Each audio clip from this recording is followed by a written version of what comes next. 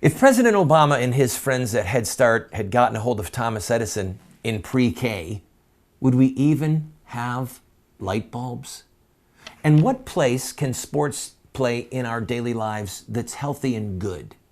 We're going to talk about it. This is the voice of resistance. Standing for truth in the four corners of America. Fighting for justice on the frontiers of the culture wars. And turning resistance into an art form.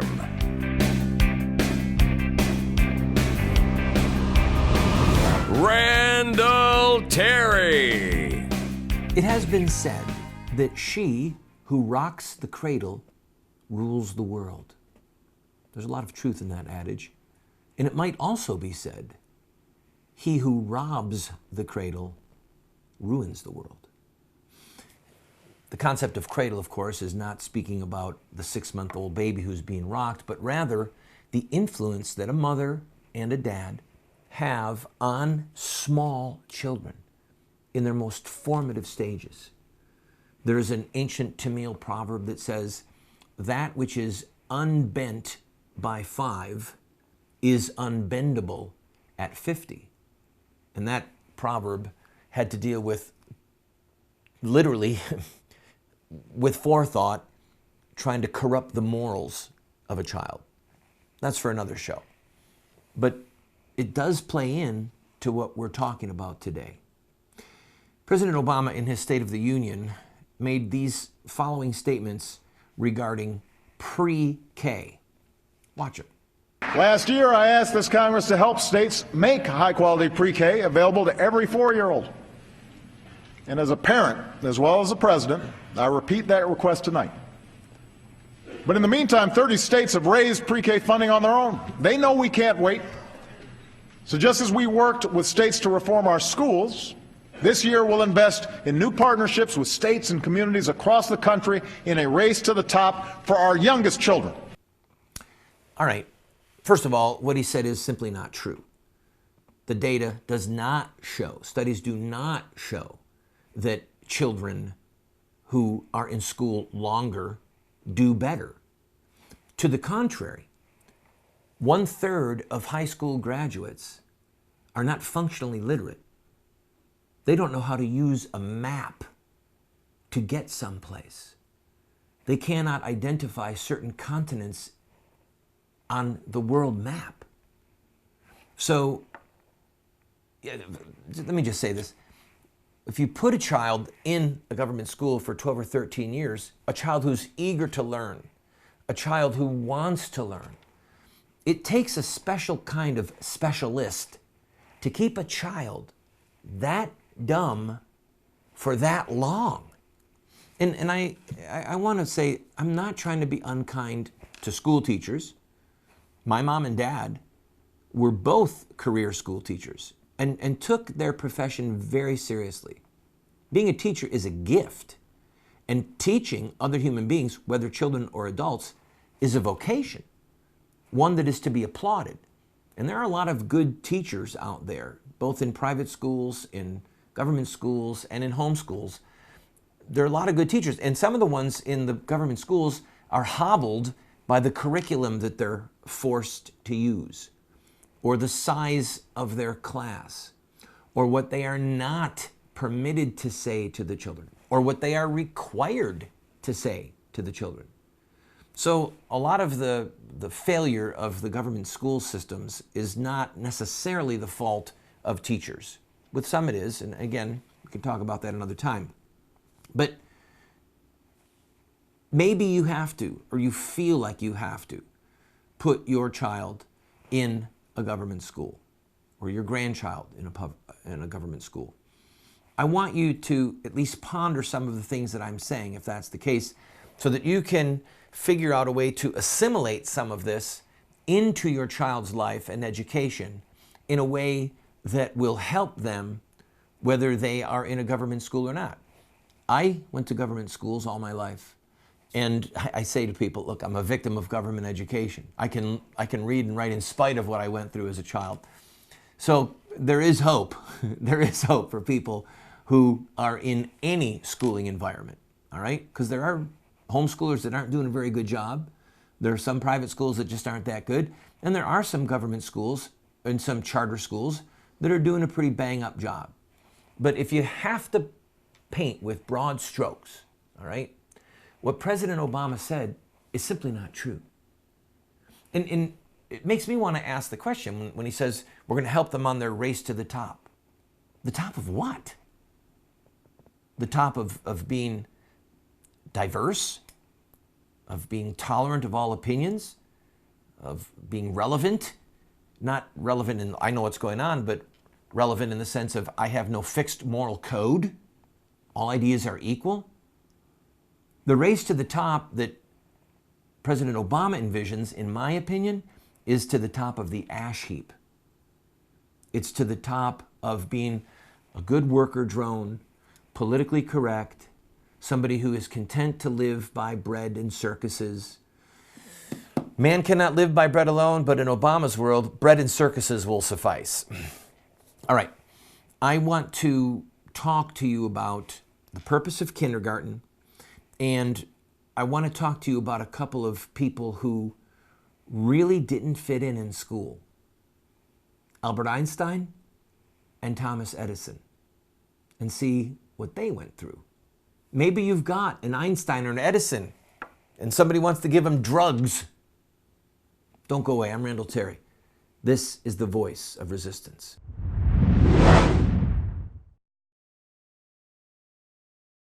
My wife and I, for 5 years, have been grinding our own wheat and baking our own bread from scratch. Within 2 hours, you can have fresh wheat in your hand and then piping hot bread come out of the oven. The most nutritious and delicious bread you will ever have. And we do it for under $1 a loaf. Call Paula's Bread and find out about this grain mill and the mixer and how it can save you money and change your life. Don't try to be subtle or clever. Use a pile driver. Hit the point once, then come back and hit it a second time. A tremendous whack. Sir Winston Churchill.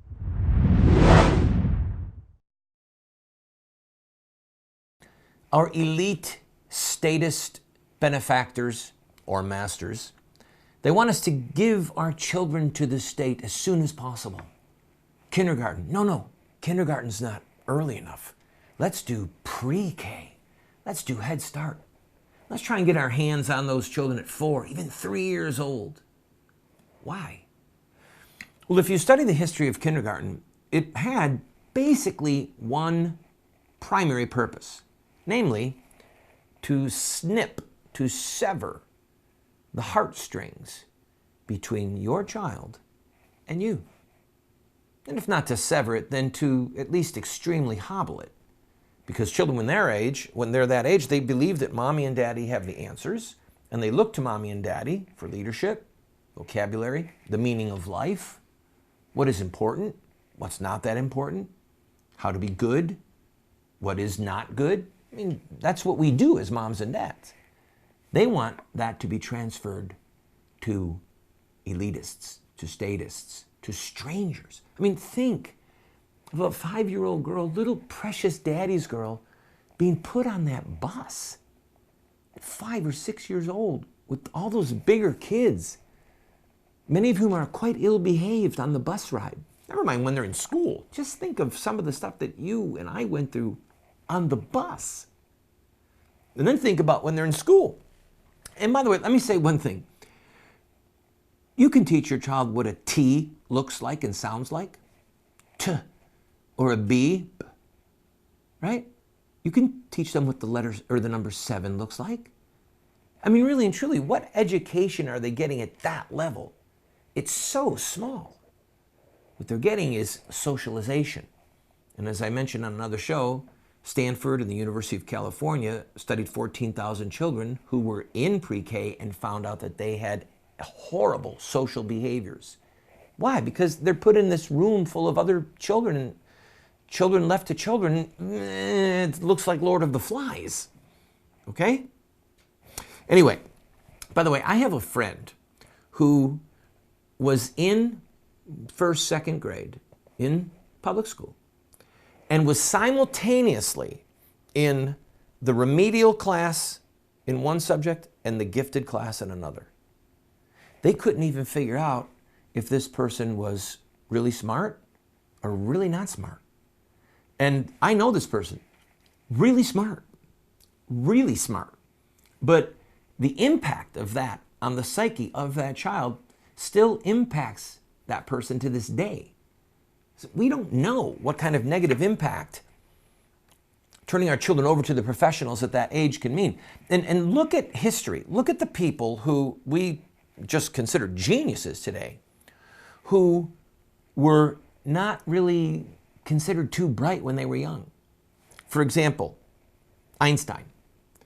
Einstein spoke hesitantly. His parents feared that he was below average in his intelligence. I mean, literally at 9 years old, he could not talk well. And some people actually want to discuss today if he had a learning disability. Okay, the guy who gave us the theory of relativity, the guy who created some of the formulas that ended up making the ability for atomic energy, Einstein, okay? People still want to discuss if he had a learning disability. Now, as turns out, he might not have been getting along with his German authoritarian teachers. Might have been that he felt awkward because he was a Jewish boy who was in a Catholic high school, or a Catholic school rather. In other words, there were other issues that were going on. Perhaps the funniest one to me is Thomas Edison. Thomas Edison went to his local public school for 3 months. And his teacher thought that his brains were addled.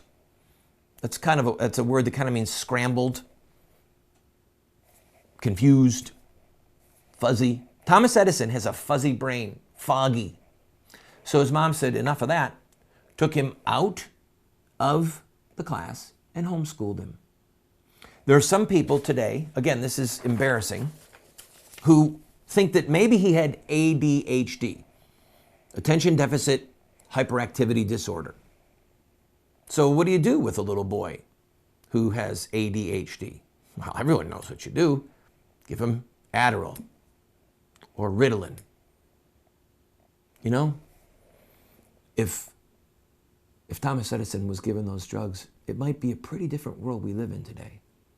Just for kicks, when we come back from this break, I want to go over a short list of some of the things that Thomas Edison invented, and I want to look backwards and forwards to the Super Bowl. All right, America just enjoyed the Super Bowl, and I'd like to talk about sports, the place that they can and should hold, and where they become a drug that just makes us willing laborers on the federal plantation. This is the voice of resistance.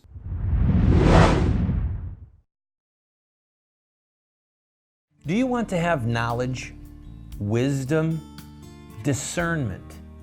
If so, you have to read good books, theology, history, books that look at the lives of great men and women.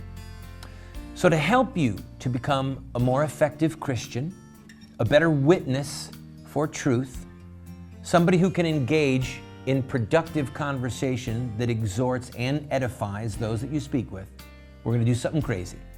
We're offering you these 7 books for a gift of any size.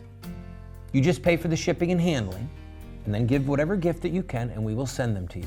But just to make it a little bit more crazy, I will send you a second copy of my 3 books, autographed. You can give them as a gift to your pastor or to a family member and help extend truth and justice in the world. This is while supplies last.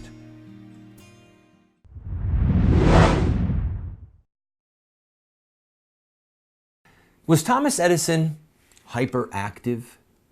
I remember being told repeatedly as a child that I was hyperactive. I heard my government school teachers talk about it. I heard my parents talk about it. It just became a part of what I heard about me, and I figured, okay, I'm hyperactive. Well, now the American Psychiatric Institute says that about 3 to 5% of small children are attention deficit hyperactive disorder, okay?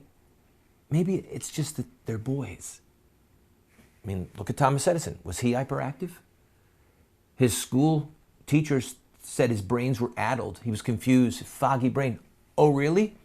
I guess it would take an expert to so completely misdiagnose a genius of that caliber. Think of the things that he created that you and I enjoy perhaps every day. The phonograph. Yeah. Our records that have now gone to CDs and etc. Thomas Edison. The carbon telephone. Basically, the way telephones worked for almost a century came directly from Thomas Edison. The electric lamp, electric lighting system, motors that regulate electricity. In other words, you could crank electricity down so that something like a lamp didn't use so much electricity. A fruit preserver.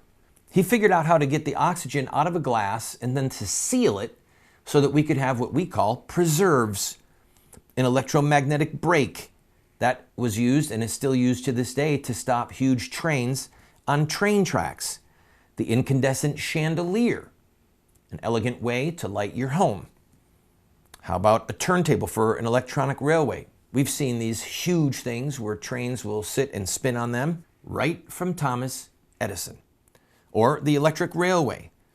In other words, there were times in a city where they didn't have need of steam locomotives, so he created an electric locomotive. Trolleys. A doll phonograph, an itty-bitty phonograph player that could be put inside of a doll. Yeah, the beginning of talking Barbies.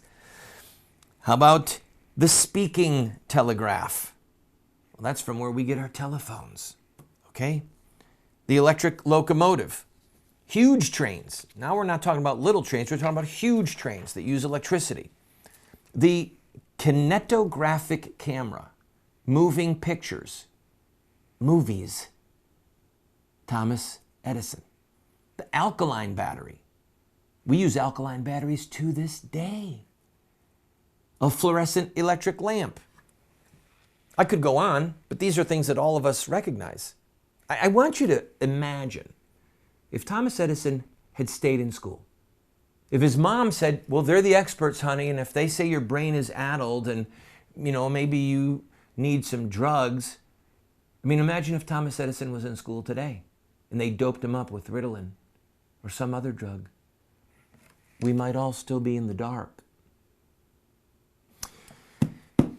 I've made my point. I'm not trying to be unkind to anyone, but you might have a child who has been wrongly diagnosed. He's just a boy. Yeah, he's hyperactive. I was hyperactive. Clearly Thomas Edison was hyperactive. Clearly Albert Einstein didn't have it all going on for him when he was a kid. The simple fact of the matter is that in education, this race to the top that President Obama is talking about, one size does not fit all. It just doesn't. All right, I'm going to take a break. When we come back, I want to look at the Super Bowl. On tomorrow's show, we'll look at some of the funny ads that ran over the weekend. But what I'd actually like to look at is the righteous place of sports in our lives. I'm Randall Terry. This is the voice of resistance.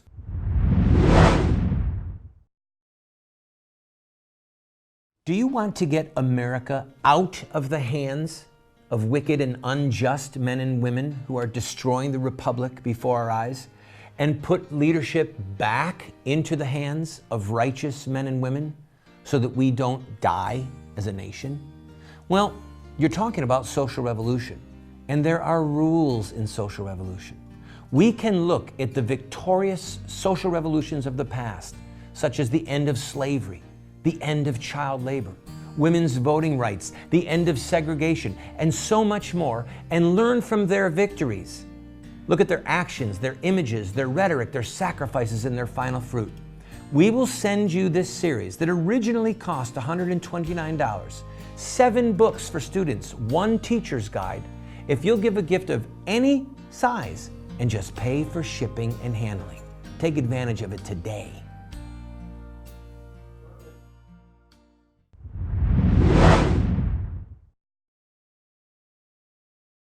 Bread and circuses. Whew. We've got the best in the world. And for years on end, the #1 television event in America and probably around the world, the Super Bowl. We just enjoyed one, and in tomorrow's episode, we'll probably play some of the new TV ads, at least a few of them, just for some laughs. Part of the circus is.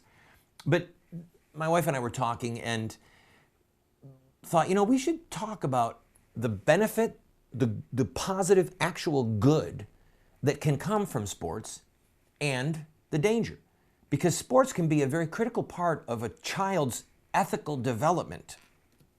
In other words, there's actual value. This is what can be happened if your child is coached by a good person being taught good ethics, such as never give up. Or the lesson that regular discipline in something helps you to improve at it. Repetition, hard work. The lesson about being a good team member, of working well with other people, recognizing their gifts and utilizing them. In other words, don't be a ball hog. How about the lesson to follow instruction? If a child gets out there and doesn't know how to shoot a layup or a foul shot, and the coach tries to explain how to do it, and the kid says, no, I know what I'm doing, well, then you've got a problem. Having a good coach to teach somebody how to do something well, that can be a great benefit. The lesson of learning our own limitations within limits. Well, maybe I can't run a 13-second 100-yard dash. Well, I can't do it. I just can't do it. No, wait, maybe you can do it. Let's push. Let's learn what our limitations are, but let's not settle for them prematurely. In other words, let's physically stretch beyond what you thought that you could achieve. There's the lesson of the reward of victory after someone is absolutely exhausted. Just that sense of, I finished the race. I ran the hurdles. I did it.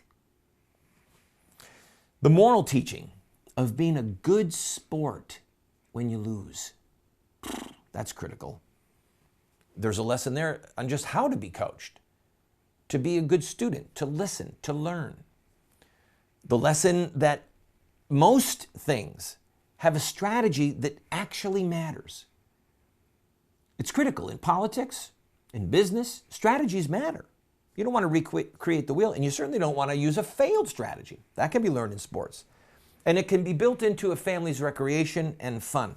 But there are some things in sports that can have a negative moral impact. Out of control or immoral coaches teach these things, such as win at any cost. That's not a good lesson. In other words, if that kid learns that lesson from the coach and then goes into Wall Street or real estate and says, I'm going to win at any cost, they might end up serving 5 years in prison. Or champion yourself above all others. Again, that doesn't help. Pick up your cross and die to yourself. Serve others. The greatest is the servant. How about the thing that we see constantly is that sports has put at such a high level that it separates family or separates a child from their church. When I was a kid, you never had a high school sporting event on a Sunday. And now it's commonplace. That's a bad lesson. It teaches, some of the negative lessons are that it teaches children to put sports above their very salvation or above good citizenship. In other words, if someone would cut a deal with you that your child could play in college football and then go on to the NFL and make millions of dollars, play in the Super Bowl and win, but they would lose their soul, is it worth it?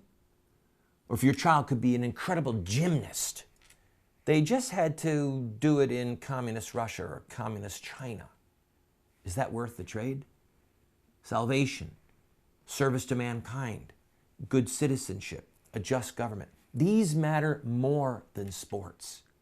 I'm out of time. How does it get away from us? I look forward to talking to you about this again.